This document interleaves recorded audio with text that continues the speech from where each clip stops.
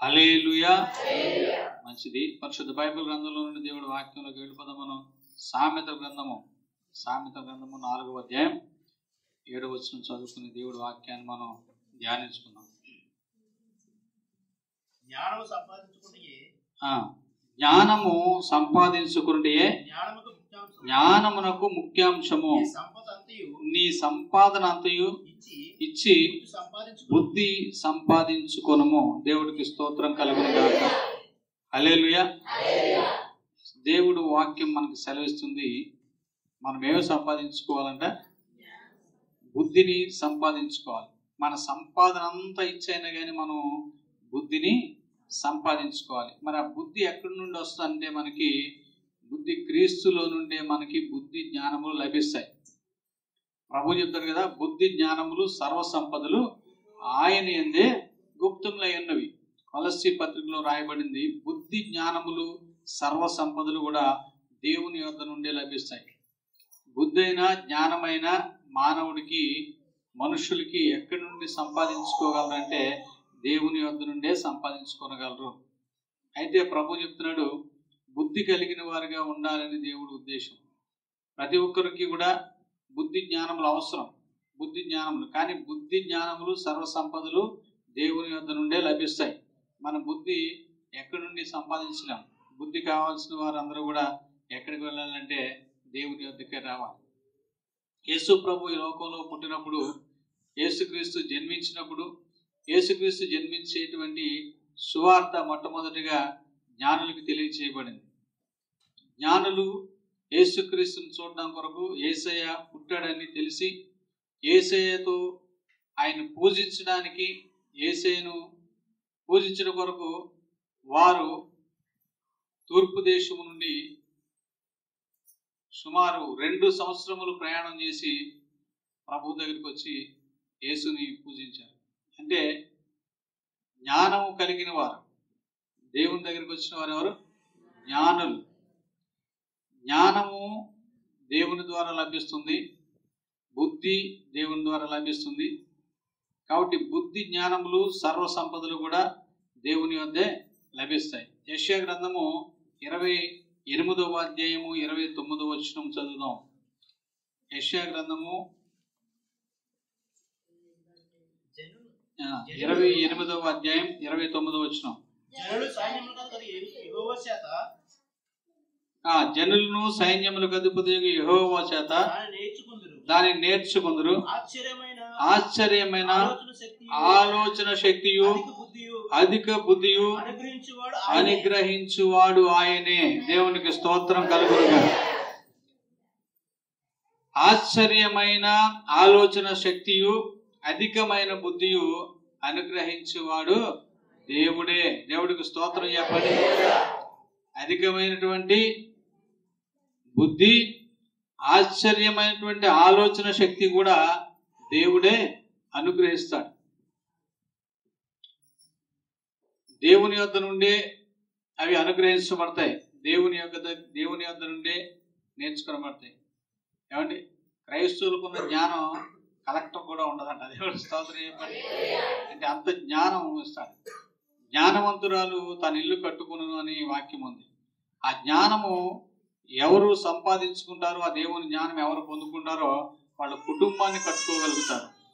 దేవుని జ్ఞానము కలిగిన వారు ఏమండి, వారి కుటుంబాన్ని రక్షణలోకి నడిపించుకోగలుగుతారు. వారి కుటుంబాన్ని క్షేమంగా ఉండేటట్లుగా నడిపించుకోగలుగుతారు. కారణం ఏంటంటే దేవుని యొక్క జ్ఞానము కుటుంబాన్ని రక్షించడానికి కూడా ఉపయోగపడుతుంది.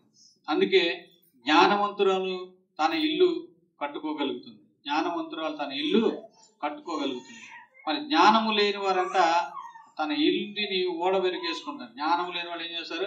ఇంటిని పాడు చేసుకుంటారు. ఇంటిని పాడు చేసుకుని కుటుంబాలు చిన్నాభిన్నమైపోయి, కుటుంబాలు విడిపోయి, గొడవలైపోయి, తర్వాత చెదిరిపోయి ఎన్నో కుటుంబాలు అవి సర్వం నాశనం అయిపోయినటువంటి వారు చాలా మందిని మనం చూస్తాం. ఎందుకంటే అలా జరగడానికి కారణం ఏంటంటే వారికి జ్ఞానము లేకపోవటమే. ఏ జ్ఞానం అంటే దైవికమైనటువంటి జ్ఞానం. దేవుడు చెప్తాడు కదా, బుద్ధిహీనులంట తమ హృదయములో దేవుడు లేడు అనుకుంటారంట. దేవుడు లేడు అనుకునే వారు అందరూ కూడా బుద్ధిహీనులు అని దేవుని వాక్యం ఉంది. బుద్ధిహీనులందరూ దేవుడు లేడు అనుకుంటారు. దేవుడు లేడు అనుకున్న వారికి బుద్ధిహీనత. మరి బుద్ధి కలిగిన వారందరూ ఏం చేస్తారంటే దేవుడు ఉన్నాడని దేవుడి దగ్గరకు వచ్చి ప్రార్థిస్తారు. దేవుడు లేడు అనేటువంటి వారందరిలో కూడా బుద్ధిహీనత ఉంది. కాబట్టి బుద్ధిమంతులుగా ఉండాలి అని దేవుడు మనకు సెలవిస్తున్నాడు. ప్రతి ఒక్కరు కూడా ఎలా ఉండాలంటే బుద్ధి కలిగిన వారుగా ఉండాలి. బుద్ధిమంతుల గురించి దేవుడు చెప్తున్నాడు. దేవుని రోమీలకు రాసిన పత్రిక కూడా ఒకసారి చదువుదాం. రోమపత్రిక 11వ అధ్యాయం 33వ వచనం చదువుదాం.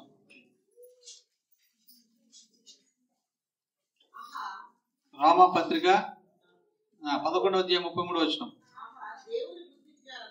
ఆహా దేవుని బుద్ధి జ్ఞానములు బాహుళ్యము ఎంతో గంభీరము, ఆయన తీర్పులు శోధింపనెంతో అసఖ్యములు, ఆయన మార్గములెంతో అగమ్యములు.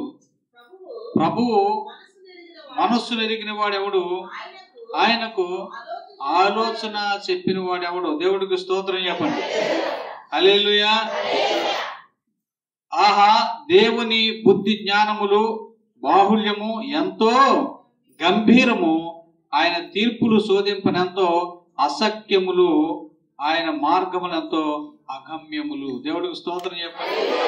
ఇవన్నీ ఎవరికి తెలుస్తాయంటే ఎవరికి తెలుస్తాయి? బుద్ధిమంతులకు తెలుస్తాయి. దేవుని మార్గం ఎవరికి తెలుసు అంటే బుద్ధిమంతులకు తెలుసు. ప్రభు చెప్పినది యేసే మార్గం. ఆ మార్గం ఎవరికి తెలుసు అంటే ఆయన్ని వెంబడించేటువంటి ఆయన భక్తులకు మాత్రమే ఆయన మార్గం అని తెలుసు. చాలా మంది యేసు మార్గం ఏంటి అంటారు. యేసు మార్గం ఏంటి అంటే వాళ్ళకి తెలియదు. కానీ గ్రహించగలిగేవారు ఎవరంటే బుద్ధిమంతులు. అయితే ఆయన బాహుళ్యము చూడండి పిల్లరా, ఆయన జ్ఞానము గల ఆయన బాహుళ్యము ఎంతో గంభీరము, ఆయన తీర్పులు శోధింపనెంతో అసఖ్యములు. అంటే దాన్ని ఎవరు కూడా చెప్పలేనంత గొప్పగా ఆయన తీర్పు ఉంటుంది. దేవుడికి స్తోత్రం చెప్పండి. ఆయన తీర్పు కూడా ఊహించలేనటువంటి తీర్పులు తీరుస్తాడు దేవుడు. గ్రహించలేం ఎవరు కూడా, చెప్పని అసఖ్యములు అనమాట. అంటే ప్రభు చెప్తాడు, నేలనున్న దరిద్రులు తీసుకెళ్లి ధనవంతులు పక్కన కూర్చుని పెడతాడు. ఆయన తీర్పు అంత గొప్పగా ఉంటుంది. దేవుడి స్తోత్రం చెప్పండి. హల్లెలూయా. ఎస్, నేల నుండి దరిద్రులను లేవనెత్తువాడు ఆయనే. సంతు లేని దాన్ని ఇల్లాలుగా చేసే, పిల్లలు గల తల్లిగా చేసేవాడు కూడా ఆయనే. ఆయన తీర్పు, చాలా మంది అంటారు వీళ్ళకి పిల్లలు పుట్టరు, ఇవి గొడ్రాలు, ఇవి పిల్లలు కలగరు అని చాలా మంది అనుకోవచ్చు. మనుషులు చాలా మంది అలా తీర్పు తీరుస్తారు. ఇక ఎప్పటికి బిడ్డలు పుట్టరు, డాక్టర్ కూడా తీర్పు తీర్చేస్తారు, ఇంక పిల్లలు పుట్టరని చెప్పి తీర్చేస్తారు. కానీ అలాంటి వారిని కూడా పిల్లలనిచ్చి సంతోషం గల స్త్రీగా మార్చగలిగేవాడు దేవుడు. అంటే ఆయన తీర్పు అంత గొప్పగా ఉంటుంది, అంత గొప్పగా ఉంటుంది. చాలా మంది ఈమె బ్రతకదు అనుకుంటారు, లేకపోతే ఈయన బ్రతకడు ఇంకా చచ్చిపోతాడు అంటారు, డిసైడ్ చేసేస్తారు. కానీ దేవుడు బ్రతికిస్తాడు. అంటే ఆయన తీర్పు అంత గొప్పగా ఉంటుంది. దేవుడు స్తోత్రం కలుగుతుంది. హల్లెలూయా.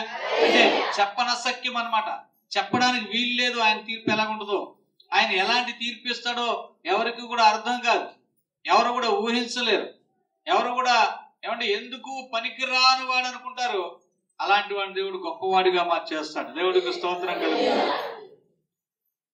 అంటే అంత గొప్ప తీర్పు తీర్చేటువంటి దేవుడు. ఆయన తీర్పు అసఖ్యములు, నాకు అర్థం కావు, అంత గొప్పగా ఆయన తీర్పు తీర్చగలిగేటువంటి దేవుడు.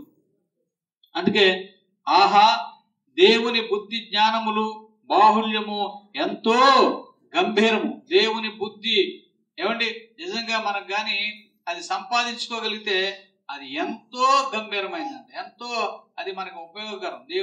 దేవుడు ఇచ్చేటువంటి బుద్ధిని మనం సంపాదించుకుంటే. చాలా మంది చూడండి, ఏదైనా పొరపాటు పని చేస్తే ఏరా బుద్ధి లేదా నీకు అంటారు. అర్థం ఏంటంటే చేసిన పనిలో ఏముంది, తప్పు ఉంది. అయితే బుద్ధి కలిగిన వాడు సాధారణంగా తప్పు చేయడని అర్థం అక్కడ. అందుచేతే బుద్ధి అనేటువంటిది దేవుని యొద్ద నుండి లభిస్తుంది. ఆ దేవుని యొద్ద నుండి వచ్చినటువంటి బుద్ధి సంపాదించుకోవాలి.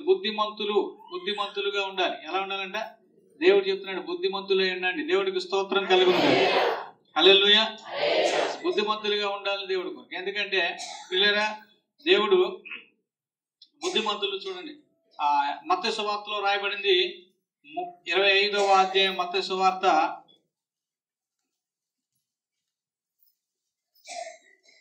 25వ అధ్యాయం 4వ వచనంలో రాయబడింది, బుద్ధి గలవారు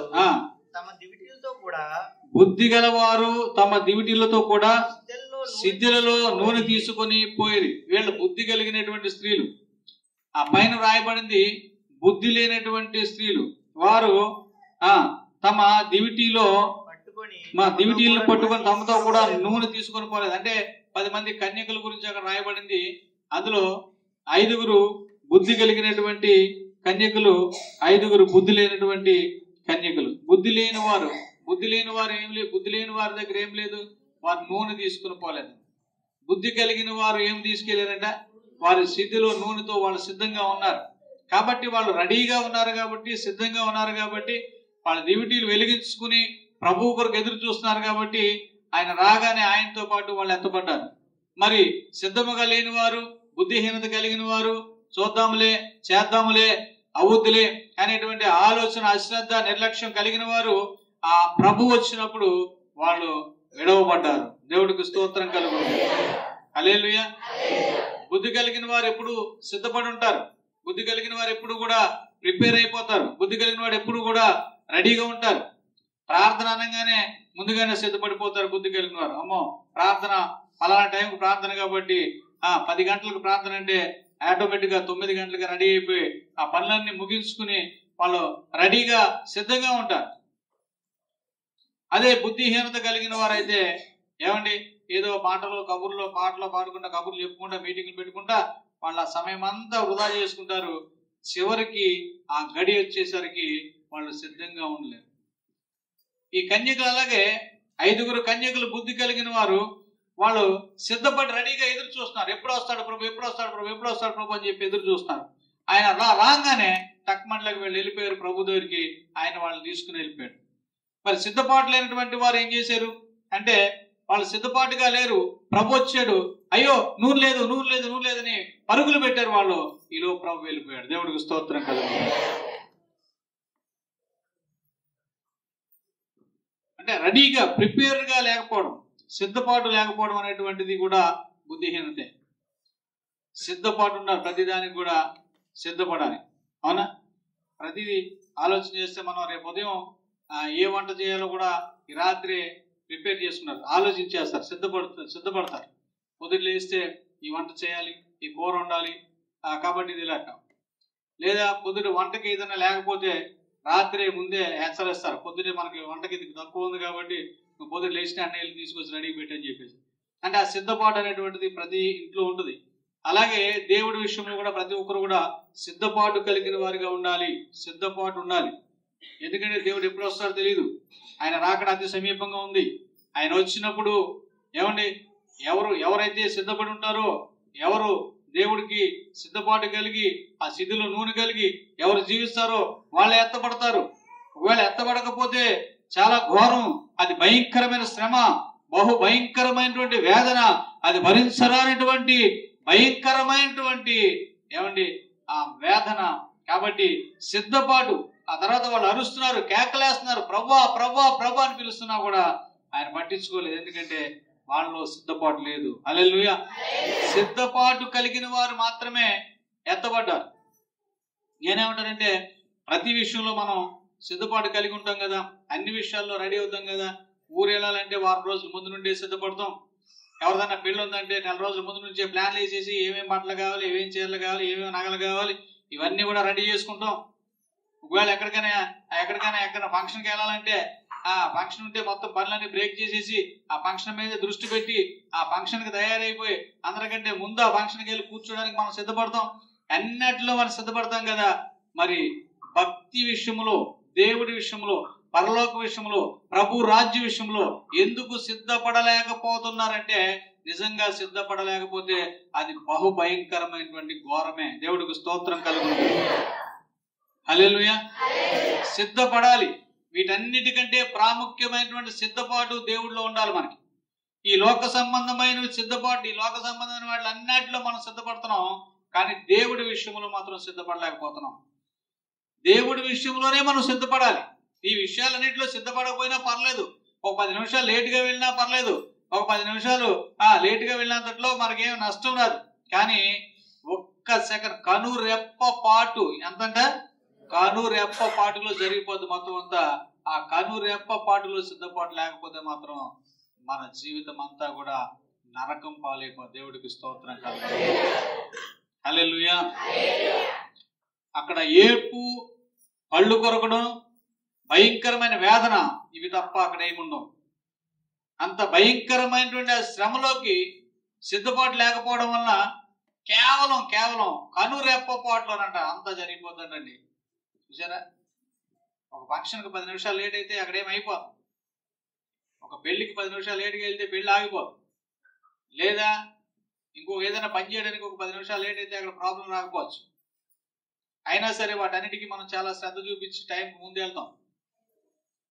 కానీ దేవుడి విషయంలో మనం శ్రద్ధ చూపించకపోతే, దేవుడి విషయంలో మనం బుద్ధి కలిగి జీవించకపోతే, దేవుడి విషయంలో మనం బుద్ధి కలిగిన వారిగా ఉండకపోతే కనురెప్ప పాటులో మనం పడిన కష్టం అంతా కూడా వ్యర్థమైపోద్ది. మనం చేసిన ప్రార్థనలన్నీ వ్యర్థమైపోతాయి. మనం జీవించిన జీవితం అంతా వ్యర్థమైపోద్ది. దేవుడు మనకిచ్చిన ఈ ఆయుష్కాలం అంతా కూడా నిష్ప్రయోజనమైపోయి చివరికి అగ్ని కొలిమిలోకి, ఆరనే అగ్నిలోనికి, పాతాళానికి పడిపోయే పరిస్థితి వస్తుంది. దేవుడికి స్తోత్రం కలుగును. కాబట్టి బుద్ధి కలిగిన వారిగా మనం ఉండాలని దేవుడు కోరుకుంటున్నాడు. ఆయన ఉద్దేశం ఏంటంటే నా బిడ్డలందరూ కూడా ప్రభు రాజ్యంలో ఉండాలి, అందరూ కూడా పరలోకం రావాలి, ఎవరు నశించిపోకూడదు, ఏ ఒక్కరు కూడా నాశనకరమైన స్థితిలోనికి వెళ్ళకూడదు అని ఆయన మన కొరకు ఈ లోకానికి వచ్చి, ఈ లోకంలో ఆయన మన కొరకు వచ్చి, ఆయన తన సర్వస్వాన్ని మన కోసం అర్పించి ఆయన మనల్ని రక్షించినటువంటి ప్రభు యేసయ్య. ఎందుకంటే ఆయన పాపము వలన ఆయన సిలువ వేయబడలేదు, మనకి కలిగే రక్షణ వలన ఆయన సిలువ వేయబడ్డాడు. పాపం కొరకు ఆయన సిలువ వేయబడలేదు, మనకి రక్షణ కొరకు ఆయన సిలువ వేయబడ్డాడు. ఆయన మన కోసం ప్రాణం పెట్టాడు, మన కోసం రక్తం కార్చాడు. ఎందుకంటే మనల్ని రక్షించాలని. మానవులు నశించిపోతున్నారు, మానవులు మరణానికి అప్పగించబడుతున్నారు, మానవులకి ఆ పాప ఊబిలోనే, వాళ్ళ నాశన క్రియలోనే ఉన్నారు, వాళ్ళ నరకానికి దిగజారిపోతున్నారు, వాళ్ళ యొక్క పాతాళ అంచుల్లో మనుషులు జీవిస్తున్నారు. అలాంటి నాశనకరమైన స్థితిలో నుండి, అలాంటి ఆ నాశనకరమైనటువంటి పరిస్థితుల్లో నుండి మనుషులను విడిపించడానికి వాళ్ళకి రక్షణ కలగజేయడానికి ప్రభు ఈ లోకానికి మానవుడిగా వచ్చి తన సర్వస్వాన్ని మన కోసం అర్పించి ఆయన 33.5 సంవత్సరములు ఈ లోకంలో జీవించి పాపము చేయకుండా, పాపము లేకుండా, పాపము చూడకుండా, పాపమును ఎరగకుండా ఆజన్మ బ్రహ్మచారిగా ఆయన కామ క్రోధ మదమాశ్చర్యములన్నిటినీ కూడా విసర్జించి వేటిని ఆయన దగ్గరికి రానివ్వకుండా పరిశుద్ధుడిగా జీవించి నాలో పాపం ఉందని మీలో ఎవరు స్థాపించగలరని ప్రపంచాన్ని శాసించినటువంటి పరిశుద్ధుడు ఎవరైనా ఉన్నాడంటే ఆయన ప్రభు అయిన యేసయ్య మాత్రమే. దేవుడికి స్తోత్రం కలుగును. హల్లెలూయా. అటువంటి పరిశుద్ధుడైనటువంటి దేవుడు మన కోసం ప్రాణం అర్పించింది. ఎందుకో తెలుసా? మనము పాతాళానికి ఆహుతైపోకుండా పరలోకానికి చేర్చడానికే ప్రభు మన కోసం ప్రాణం పెట్టాడు. మరి ఆయన కార్చిన రక్తము, ఆయన పెట్టిన ప్రాణము, మన కోసం ఆయన చేసిన త్యాగము మరి వ్యర్థమైపోకుండా ఉండాలంటే మనం బుద్ధి కలిగిన వారుగా, శ్రద్ధ కలిగిన వారుగా మనము దేవునిలో ఉండాలని దేవుడు కోరుకుంటూ ఉన్నాడు. దేవుడికి స్తోత్రం కలుగును. హల్లెలూయా. బుద్ధి కలిగిన కన్యకులు వాళ్ళు 5గురు కూడా సిద్ధపాటు కలిగి ఉన్నారు, సిద్ధిలో నూనెతో రెడీగా ఉన్నారు. వాళ్ళు ప్రభు వస్తాడని చెప్పి ఎదురు చూస్తున్నారు. ప్రభు వచ్చాడు, వాళ్ళు ఎత్తపడ్డారు. వాళ్ళు సిద్ధపాటు లేని వాళ్ళు ఆయన వచ్చిన తర్వాత పరుగులు పెట్టారు, చివరికి వాళ్ళు విడవబడ్డారు. చూడండి మరొక మాట, సామెత గ్రంథం 28వ అధ్యాయం, సామెత గ్రంథం 28వ అధ్యాయం 7వ వచనం. ఉపదేశమును అంగీకరించు కుమారుడు బుద్ధి గలవాడు, తుంటరుల సహవాసము చేయవాడు తన తండ్రికి అపకీర్తి తెచ్చును. దేవుడికి స్తోత్రం కలుగునుగా. హల్లెలూయా. ఉపదేశమును అంగీకరించువాడు బుద్ధి గలవాడు. ఉపదేశమును అంగీకరించు కుమారుడు ఎవరంట? బుద్ధి గలవాడు. బుద్ధి లేనివాడైతే ఎలా ప్రవర్తిస్తాడంటే తుంటర్ల సహవాసం చేసి తండ్రికి అపకీర్తిని తీసుకొస్తాడు. అవునా? బుద్ధి గల కొడుకుంటే తండ్రికి మంచి పేరు వస్తుంది. బుద్ధి లేనివాడైతే అపకీర్తిని తీసుకొస్తాడు. అయితే చూడండి ప్రేర, ప్రభు చెప్తున్నాడు, ఆయన ఉపదేశమును అంగీకరించేవారు, ఉపదేశమును అంగీకరించు కుమారుడు బుద్ధిమంతుడు. దీన్ని మనం ఆత్మీయంగా మనం ఆలోచన చేస్తే మన కుమారుడు గురించి కాదు కానీ, మన పిల్లల గురించి కాదు కానీ, ఉపదేశమును అంగీకరించు కుమారుడు బుద్ధి గలవాడు. ఉపదేశమును అంగీకరించు కుమారుడు బుద్ధి గలవాడు అంటే ఎవరైతే ఉపదేశమును అంగీకరిస్తారో, దేవుని మాటను అంగీకరిస్తారో, దేవుడి వాక్యాన్ని అంగీకరిస్తారో, దేవుని వాక్యాన్ని అంగీకరించి ఆ వాక్యమును అనుసరించడానికి ఇష్టపడతారో వాళ్ళు బుద్ధి గల కుమారులుగా దేవుడు భావిస్తున్నాడు. దేవుడికి స్తోత్రం కలుగును. ఉపదేశమును అంగీకరించేవారు, దేవుని మాటను అంగీకరించేవారు, దేవుని మాటను విని ఆ మాట నిజమే, ప్రభువు మాట యథార్థము, అది నిరర్ధకము కాదు, దేవుడు మాట ఇస్తే అది నిజముగా జరుగుద్ది అని ఎవరు ఆ ఉపదేశమును అంగీకరిస్తారో, ఎవరు దేవుని మాటకు కట్టుబడతారో, ఎవరు దేవుని మాటకు విలువిచ్చి ఆ మాట ప్రకారంగా జీవించడానికి ఇష్టపడతారో ఆ కుమారులందరూ కూడా బుద్ధి కలిగిన వారుగా దేవుడు భావిస్తున్నాడు. దేవుడికి స్తోత్రం కలుగుతుంది. ఇప్పుడు మనం ఉపదేశమును అంగీకరించాలి. ఏం అంగీకరించాలి? బుద్ధి కలిగిన వారందరూ కూడా, బుద్ధి కలిగిన పిల్లలందరూ ఎంత ఉపదేశమును అంగీకరించాం. చాలా మంది చెప్తారు దేవుడి గురించి, మనం దేవుడు మాట చెప్తే దేవుడు మాట్లాడతాడండి అని మనం అనుకో, దేవుడు మాట్లాడతాడా, చాలా మంది చెప్పాను అంటారు. అంటే వాళ్ళు అంగీకరించరు. ఏం అంగీకరించిన వాళ్ళు? ఉపదేశం అంగీకరించరు. అంగీకరించరు. అందుకే వాళ్ళకి దేవుడు అంటే తెలియదు, వాళ్ళకి దేవుడు అంటే అర్థంగా, దేవుడు అంటే వాళ్ళు గ్రహించలే. దేవుడిని గ్రహించగలిగేవారు బుద్ధిమంతులు, దేవుని గ్రహించగలిగేవారు బుద్ధి కలిగిన వారు. అందుకే దేవుని ఉపదేశమును అంగీకరిస్తారు. దేవుడి మాట అంటే మనకు ఎంతో ఎలాంటిది? దేవుడి మాట అంటే మనకు ఎంతో నమ్మకం, ఎంతో విశ్వాసం. ఒక మాట దేవుడు మనతో మాట్లాడితే చాలని మనం భావిస్తాం. దేవుడి మాట కొరకు మనం ఎదురు చూస్తాం. దేవుడి మాట కావాలని మనం కోరుకుంటాం. దేవుడు మాట్లాడితే బాగుండని మనం ప్రార్థన చేస్తాం దేవుడికి. ఎందుకంటే దేవుని మాట శక్తివంతమైంది, దేవుని మాట విలువైంది, దేవుని మాట నమ్మకమైంది, నిరర్ధకము కానిది. దేవుడు మాట్లాడితే అది జుంటెత్తిన దారుల కంటే కూడా మధురమైంది. అలాంటి మాటలు కావాలని మనం, ఉపదేశం కావాలని మనం ఎదురు చూస్తాం. కానీ కొంతమంది అయితే ఆ మాటలు వాళ్ళు వినరు, ఆ మాటలు వాళ్ళు లెక్క చేయరు, ఆ మాటలు వాళ్ళకి నచ్చవు. అటువంటి వారు తండ్రికి అపకీర్తిని తీసుకొస్తారని దేవుడికి స్తోత్రం చెప్పండి. ఏ తండ్రికి? దేవుడికి స్తోత్రం కలిగింది. వాళ్ళు దేవునికి అపకీర్తిని తీసుకొస్తుంటారు. అయితే బుద్ధిమంతులైనటువంటి వారందరూ కూడా దేవుడికి ఏం తీసుకొస్తారంటే, చూడండి, బుద్ధి గలవారు. దేవుడు ఉపదేశం అంగీకరించు కుమారుడు బుద్ధి గలవారు. యేసు ప్రభు ఉపమానం చెప్పినప్పుడు ఒక తండ్రికి ఇద్దరు కుమారులు ఉంటారు. అందులో ఒకడు చిన్నవాడు ఆస్తి అంతా తీసుకెళ్ళి మొత్తం అంతా పాడు చేసి చివరికి బుద్ధి వచ్చినప్పుడు మళ్ళీ ఎక్కడికి వచ్చాడంట? బుద్ధి వచ్చిన తర్వాత మళ్ళీ ఎక్కడికి వచ్చాడు? దేవుడికి స్తోత్రం చెప్పండి. హల్లెలూయా. yes, తండ్రి దగ్గరికి బుద్ధి వచ్చిందంట, తండ్రి దగ్గరికి వచ్చాడు. కాబట్టి బుద్ధిమంతులందరూ కూడా దేవుని వాక్యానికి లోబడతారు. బుద్ధిమంతులు దేవుడి వాక్యానికి భయపడతారు. బుద్ధిమంతులు దేవుని మాటకు విధేయత చూపుతారు. బుద్ధిమంతులు దేవుని మాటకు దేవుడి మాటకు తల వంచి ఆయన చెప్పిన మాట ప్రకారంగా జీవించడానికి ఇష్టపడతారు. అందుకే బుద్ధిమంతులు దేవుని వాక్యాన్ని అంగీకరించువారు. కాబట్టి ప్రభు చెప్తున్నాడు, ఉపదేశమును అంగీకరించు కుమారుడు బుద్ధి గలవాడు. ఉపదేశమును అంగీకరించు కుమారుడు బుద్ధి గలవాడు. చాలా మంది కుమారులు మనకు తెలుసు, తల్లిదండ్రుల్ని ముసలితనం వచ్చినంత రోడ్డు మీద వదిలేసిపోతున్నారు. మన సోషల్ మీడియాలో చూస్తున్నాం. కొంతమంది అయితే ఆ ముసలివారు అయిన తర్వాత అనాథాశ్రమంలో పడేస్తున్నారు. ఇంకొంతమంది అయితే కొంచెం డబ్బున్న వాళ్ళు అయితే ఏదో కొంత డబ్బు కట్టి ఓల్డేజ్ హోమ్లో జాయిన్ చేసేస్తున్నారు. తల్లిదండ్రుల్ని బయటికి విసిరేస్తున్నారు, చాలా మంది వదిలేస్తున్నారు, ఎక్కడికక్కడ పడేస్తున్నారు, కొంతమంది కొట్టి తరిమేస్తున్నారు. ఎంత ఎంత దారుణం అది. చిన్నప్పుడు పిల్లల్ని తల్లిదండ్రులు ఎలా పెంచుతారు? ప్రతి ఒక్కరు కూడా వాళ్ళ పిల్లల్ని గుండెల మీద పెట్టి పెంచుతారు. వాళ్ళని ఎప్పుడు భుజాల మీద ఎత్తుకుని పెంచుతారు. వాళ్ళని ఎంతో ప్రేమతో, వీళ్ళకి లేకపోతే వీళ్ళ మానేసి వాళ్ళకి పెట్టి ఆ పిల్లల్ని సంరక్షించి పెంచుకుంటారు.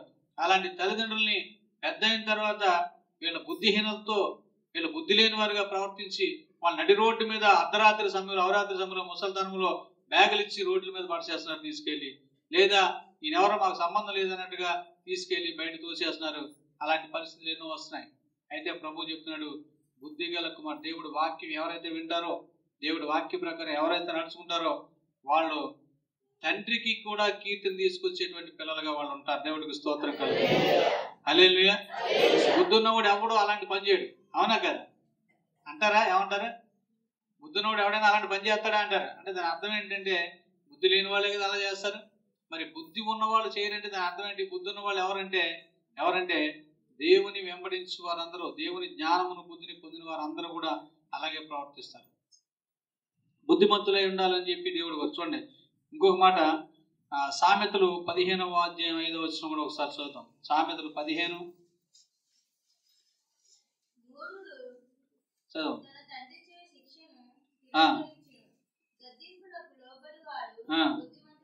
చాలు, దేవుడికి స్తోత్రం చెప్పండి. హల్లెలూయా. మూఢుడు తన తండ్రి చే శిక్షను తిరస్కరిస్తాడు, గద్దింపునకు లోబడివాడు బుద్ధిమంతుడవుతాడు. బుద్ధిమంతుడైన కుమారుడు అంట తండ్రి గద్దింపునకు లోబడతాడు. పిల్లవాడు తండ్రి గద్దింపునకు లోబడితే వాడు బుద్ధిమంతుడు అవుతాడు.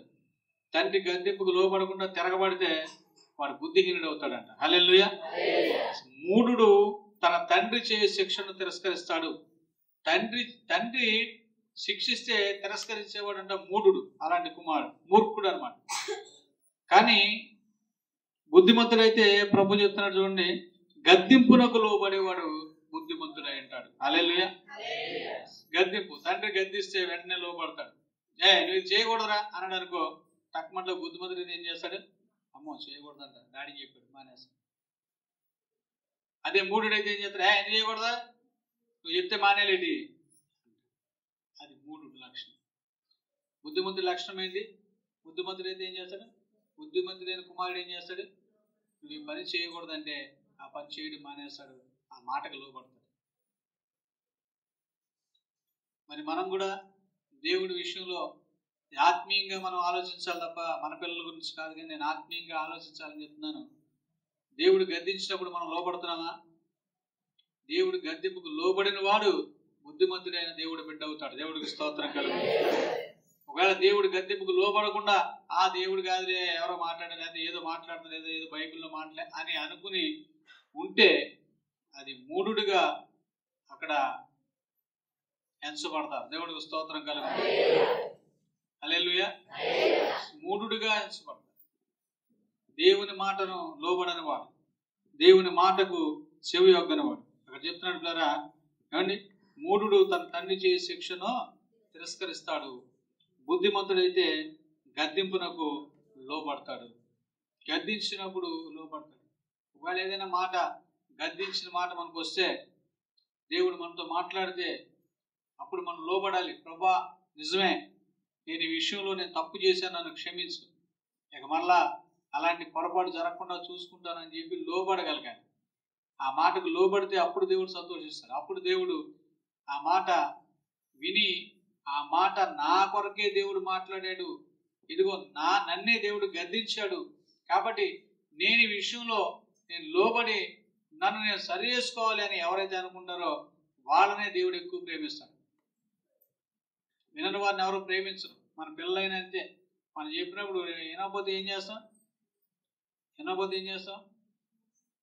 మనకే ప్రేమ తగ్గిపోతుంది. అదే వింటే ఎక్కువ మాట, ప్రతి మాట విన్నారనుకో వాళ్ళ మీద ఇంకా ఎక్కువ ప్రేమ కలుగుతుంది. నా పిల్లలు నేను చెప్పినట్టు వింటారు, నా బిడ్డలు నేను చెప్పినట్టు వింటారు, నా బిడ్డలు నా మాట కట్టుబడతారు, నా బిడ్డలు నా మాట ఆలకిస్తారు, నా బిడ్డలు నేను ఏం మాట్లాడితే దాన్నే విని ఆ ప్రకారంగా నడుచుకుంటారు. మరీ ఎక్కువగా వాళ్ళ మీద ప్రేమ పడుతుంది తల్లిదండ్రులకి. సో వినని వారి మీదకి ప్రేమ ఉండదు, వినేవారి మీదే ఎక్కువ ప్రేమ ఉండదు. దేవుడికి స్తోత్రం కలుగుతుంది. హల్లెలూయా. కాబట్టి పిల్లరా, ప్రభు చెప్తున్నాడు, బుద్ధిమంతులైతే ఏమండి తండ్రి మాటకు లోబడతారు, గద్దింపుకు లోబడతారు. మూఢులైతే తిరస్కరిస్తారంట. మూఢులైతే ఏం చేస్తారు? తిరస్కరిస్తారు. తల్లిదండ్రులు తిరస్కరిస్తారు. అది మూఢుల లక్షణం. తల్లిదండ్రులను గద్దింపుకు లోబడితే అది బుద్ధిమంతుడి లక్షణం. అందుకే దేవుడు బుద్ధిమంతులుగానే ఉండాలి మనం. ఇవన్నీ ఎందుకంటే ఎవరి కోసం అంటే పిల్లల కోసం అనుకున్నారు కనుక. దేవుడు స్తోత్రం చెప్పండి. ఎవరి కోసమే? పిల్లలే. మనం దేవుడికి పిల్లలం. మన పిల్లలే. మన పిల్లలు మనకు లోపడాలి, మనం దేవుడికి లోపడాలి. అర్థమైందా?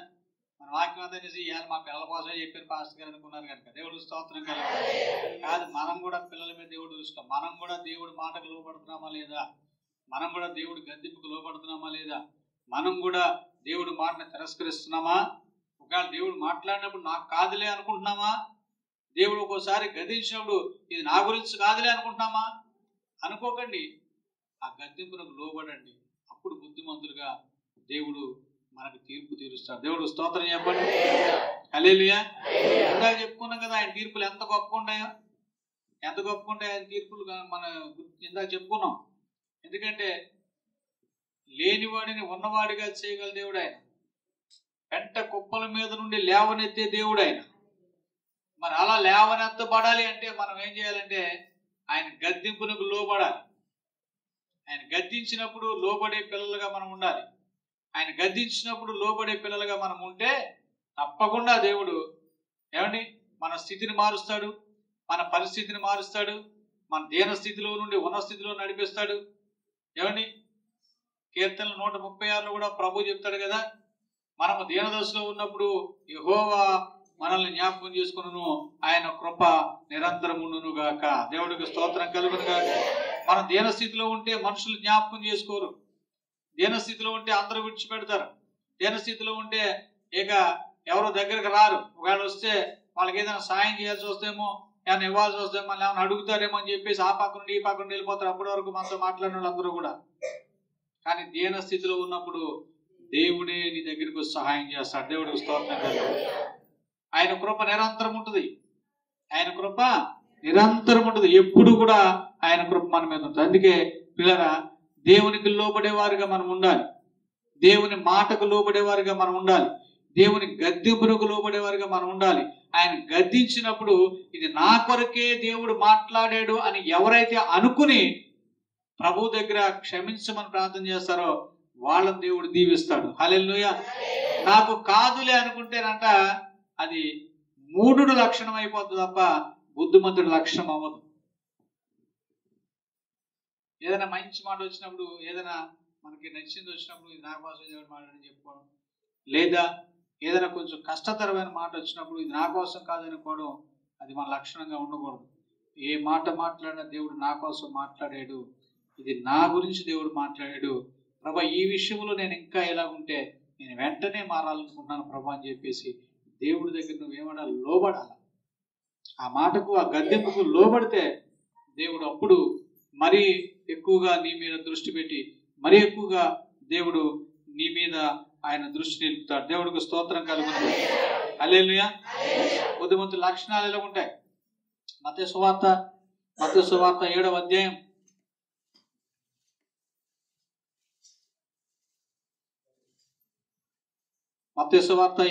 24వ వచనం. కాబట్టి ఈయన మాటలు విని వాటి చొప్పున చేయు ప్రతివాడును బండ మీద తన ఇల్లు కట్టుకొని బుద్ధిమంతుని పోలి ఉంటాడు. హల్లెలూయా. ఈ మాటలు విన్నవారు ఎలా ఉంటారంట? ఈ మాటలు విని వాటి చొప్పున చేయు ప్రతివాడు, దేవుడు చెప్తున్న మాటలు విని వాటి చొప్పున చేయు ప్రతివాడు కూడా బండ మీద తన ఇల్లు కట్టుకున్న బుద్ధిమంతుని పోలి ఉంటారు. దేవుడికి స్తోత్రం కలుగుతుంది. బండ మీద ఇల్లు కట్టుకున్న బుద్ధిమంతుడిని పోలి ఉంటారంట. ఇల్లు బండ మీద కడతారా, ఇసుకలో కడతారా? ఇంటిని ఎక్కడ కడతారా? బండ మీద. ఎందుకంటే గాలి వచ్చినా వాన వచ్చినా పడిపోకుండా ఉంటుంది కాబట్టి. అదే ఇసుకలో అయితే గాలి వచ్చినా వాన వచ్చినా అదేమవుద్ది? పడిపోద్ది. కాబట్టి బండ మీద కట్టుకున్న ఇల్లు, బుద్ధిమంతుడు బండ మీద కట్టుకుంటాడు. ఇసుకలో కట్టాడంటే ఇంకా నిజంగా బుద్ధిమంతుడే కాదా మనకు అర్థమైపోద్ది. ఇసుకలో కట్టలేదు కదా ఎవడని. ఎవరిని ఇసుకలో కట్టేందుకు బుద్ధిమంతుడు కాదు కదా. సో బుద్ధిమంతుడు బండ మీద ఇల్లు కడతాడు. కాబట్టి దేవుని మాట ప్రకారం, ఈ మాటల ప్రకారం విని, దేవుని మాటలు విని ఆ మాట చొప్పున చేయి ప్రతివాడు కూడా బుద్ధిమంతుడై ఉంటాడు. దేవుడికి స్తోత్రం కలుగుతుంది. బుద్ధిమంతులు అంటే ఎవరంటే దేవుని మాట ప్రకారంగా నడుచుకునేవారు, విని ఆ మాట ప్రకారంగా నడుచుకునేవారు బుద్ధిమంతులు. అలాగే ఆయన ఉపదేశమును అంగీకరించేవారు బుద్ధిమంతులు. ఆయన గద్దింపునకు లోబడి వారు బుద్ధిమంతులు. అలాగే సిద్ధపాటు కలిగిన వారు బుద్ధిమంతులు. బుద్ధిమంతులు అంటే ఎవరు? సిద్ధపాటు కలిగిన వారు, ఉపదేశమును అంగీకరించేవారు, ఆయన గద్దింపునకు లోబడేవారు, ఇంకా బండ మీద ఇల్లు కట్టుకుంటే ఆయన మాట ప్రకారంగా జీవించేవారు. దేవుడికి స్తోత్రం కలుగుతుంది. హల్లెలూయా. అయితే బుద్ధిమంతులకు కలిగే ప్రతిఫలాలు కూడా ఉంటాయి. బుద్ధిమంతులుగా ఉంటే దేవుడు వాళ్ళని వాళ్ళ గురించి కూడా దేవుడు చెప్తాడు. బుద్ధిమంతులు ఇలా ఉంటే బుద్ధిమంతులు, వాళ్ళు ఎలా ఉండాలని దేవుడు కోరిక, ఎలా ఉండాలని దేవుడు ఇష్టపడతా ఉన్నాడు. అలాంటి బుద్ధిమంతుల కొరకు కూడా దేవుడు 2 మాటలు చూద్దాం. దానియేలు గ్రంథము 12వ అధ్యాయం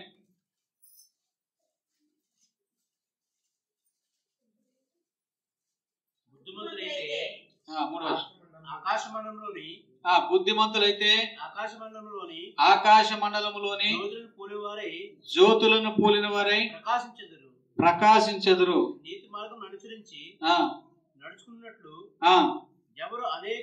ఎవరు అనేకులు త్రిప్పుదురో వారు నక్షత్రం వరే నిరంతరము ప్రకాశించెదరు. హల్లెలూయా. బుద్ధిమంతులైతే ఆకాశ మండలములోని జ్యోతులను పోలిన వారై ప్రకాశిస్తారు. దేవుడికి స్తోత్రం కలుగును గాక. దేవుడు చెప్పిన మాట ప్రకారంగా నడుచుకుని ఆ మాట విని ఆ బుద్ధిమంతులుగా ఉన్నవారు ఏవైతే దేవుడు మనకు చెప్పాడో సిద్ధపాటు కలిగి ఉండాలి. 2 ఉపదేశాన్ని అంగీకరించాలి, గద్దింపుకు లోబడాలి, అలాగే ప్రభువు మాట చొప్పున జీవించాలి. అలా జీవించినటువంటి బుద్ధిమంతులందరూ కూడా ఎలా ఉంటారంటే ప్రభు చెప్తున్నాడు, ఆకాశ మండలంలోని జ్యోతులను పోలిన వారే ప్రకాశిస్తారు. హల్లెలూయా. ఎలా ఉంటారంట?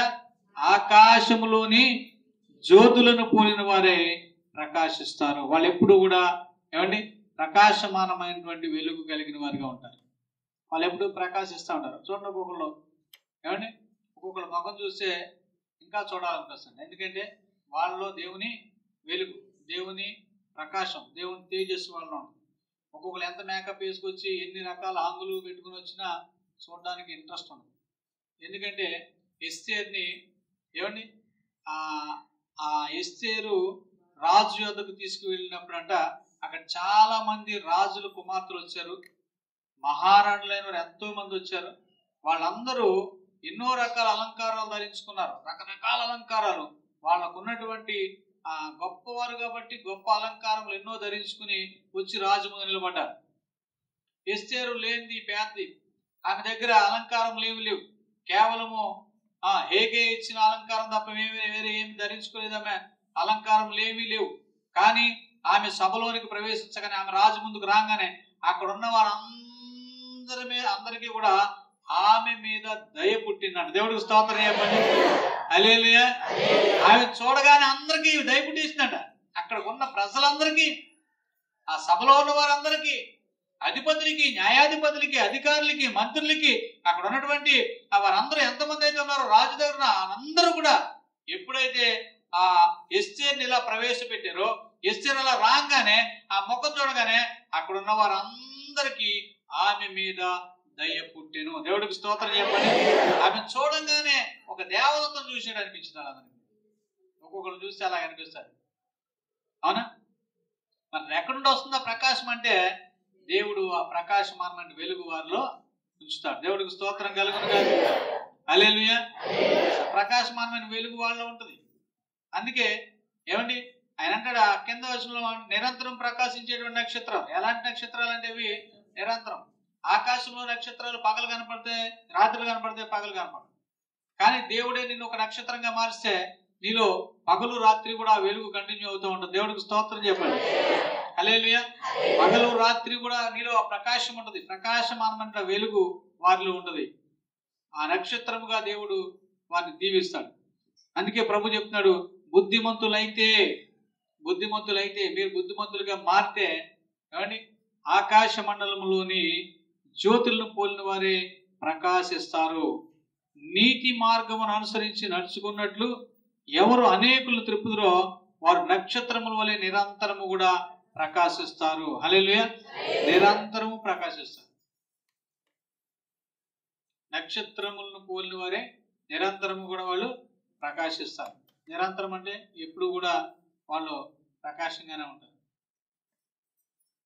ఆ గొప్పతనం ఆశీర్వాదం ఎవరికి ఉందంటే బుద్ధిమంతులకు ఉంది. దేవుడికి స్తోత్రం చెప్పండి.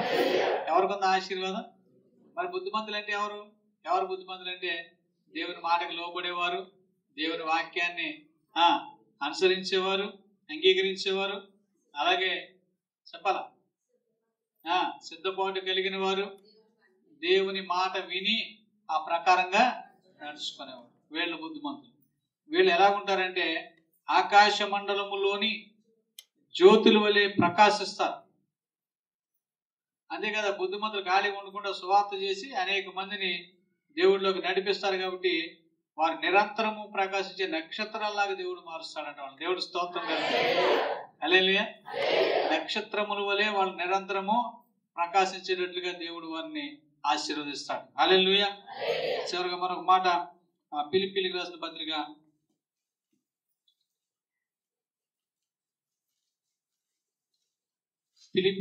పత్రిక 2వ అధ్యాయం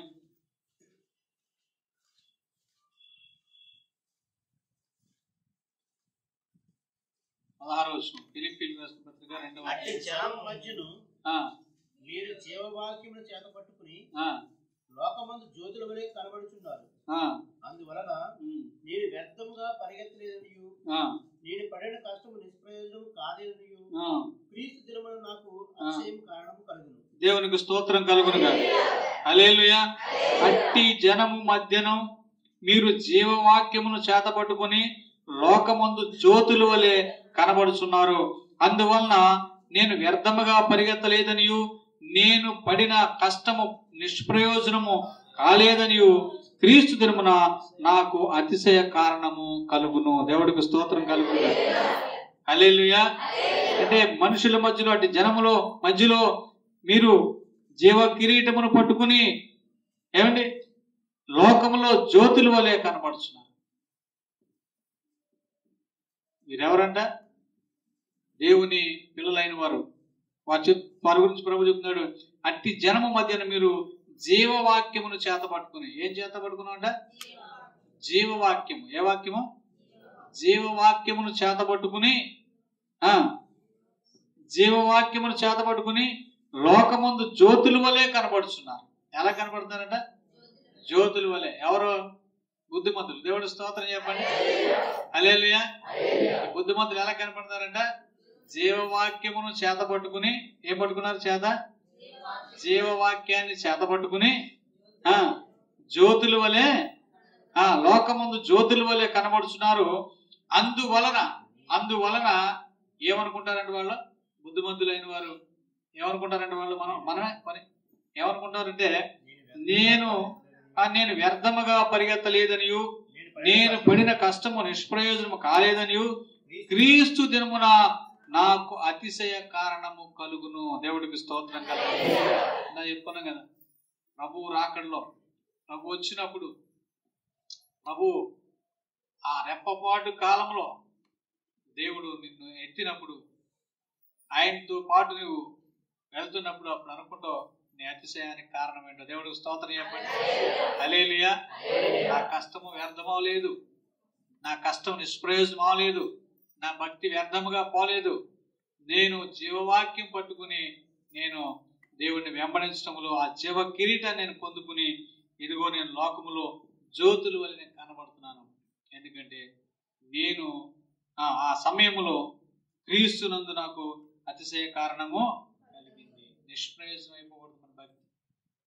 మన భక్తి ఏమవ్వకూడదు? నిష్ప్రయోజనం అవ్వకూడదు. ప్రయోజనకరంగా ఉండాలి.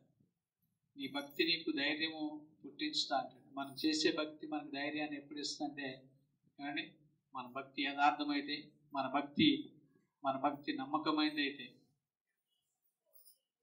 అందుకే ఆనాడు కొంతమంది భక్తులు దేవుడిని వెంబడించినప్పుడు ఏమండి భక్తితోనూ భయముతోనూ ఆయన్ని వెంబడించారు. దేవుడికి స్తోత్రం చెప్పండి. ఎలా వెంబడించారంట? భక్తితోనూ భయముతోనూ. భయం ఉండాలి, భక్తి ఉండాలి. భయము లేకుండా భక్తి ఉన్నా కష్టమే. ఏమండి? భక్తి లేకుండా భయం ఉన్నా రెండు నిష్ప్రయోజనం. కాబట్టి రెండు కలిసి ఉండాలి. భక్తితోనూ భయముతోనూ రెండు ఉండాలి. భక్తి ఉండాలి, భయం ఉండాలి మనం. అందుకే భక్తితోనూ భయంతోనూ వాళ్ళు వెంబడించారు. మనం కూడా భక్తితో భయంతో వెంబడించాలి. భయభక్తులు కలిగి ఎలా ఉండాలంటే? భయభక్తులు కలిగి ఆయన్ని వెంబడించగలిగే వారిగా ఉండాలి. దేవుడికి స్తోత్రం చెప్పండి. హల్లెలూయా. భయభక్తులతో దేవుణ్ణి వెంబడించాలి. భయభక్తులు కలిగిన వారిగా దేవుడి దగ్గర మనం జీవించాలి. భయభక్తులు కలిగి మన దేవుడిని వెంబడించడం వలన దేవుడు ఏమని మరింత మనల్ని దీవిస్తాడు. చూడండి, ఒక మాట మనం చదువుకుందాం.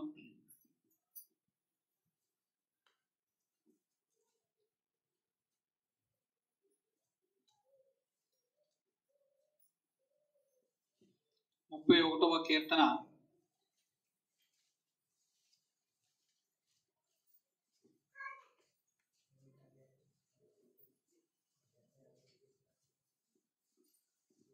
19వ వచనం. 31వ కీర్తన 19వ వచనం. నీ యందు భయభక్తులు గల వారి నిమిత్తము నీవు దాచించిన మేలు ఎంతో గొప్పది.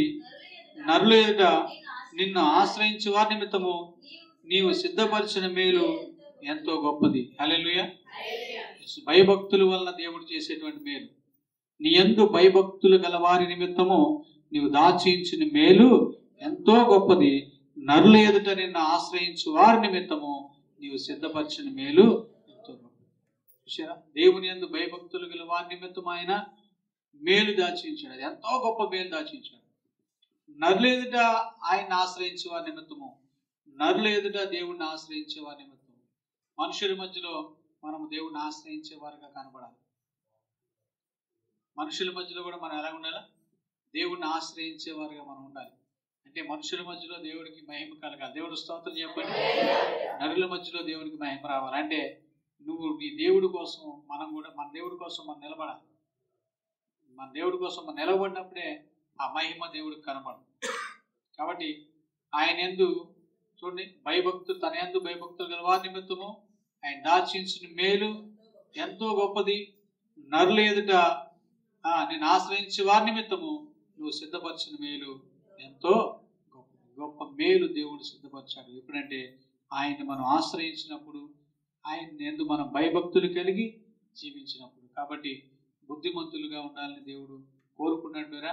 అందుకే దేవుడు వాక్యం ద్వారా దేవుడు మనకు సెలవించాడు. బుద్ధిమంతులైతే ఎలా ఉంటారంటే ఆకాశ మండలంలోని జ్యోతులను పోలిన వారే ఉంటారు. బుద్ధిమంతులుగా ఉండాలి. బుద్ధి లేని వారి గురించి మనం విన్నాం, బుద్ధిమంతుల గురించి మనం విన్నాం.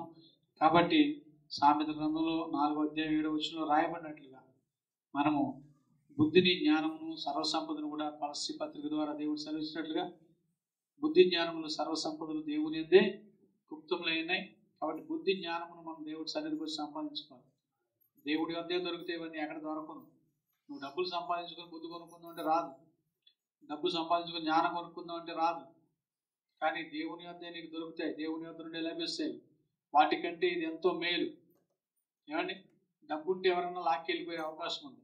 కానీ మన దగ్గర ఉన్న బుద్ధిని ఎవరు లాక్కెళ్ళిపోలేరు, జ్ఞానాన్ని ఎవరు లాక్కెళ్ళిపోలేరు. కాబట్టి పిల్లరా, దేవుని సన్నిధిలో మనం దేవుని వెంబడిద్దాం. దేవుడు ఏ మాటలైతే మనకి బోధిస్తున్నారు, ఏ మాటలైతే దేవుడు మనకు తెలియజేసిన ఆ మాట ప్రకారం మనం జీవిద్దాం. ఆయన అనుసరిద్దాం. ఆయన వాక్యానుసారంగా మనం జీవిద్దాం. వాక్యానుసారమైనటువంటి జీవితంతో మనం ముందుకు సాగుదాం. దేవుడికి లోబడే వారిగా ఉందాం. దేవుడు మాట వినేవారిగా ఉందాం. దేవుడు ఉపదేశాన్ని అంగీకరించే వారిగా ఉందాం.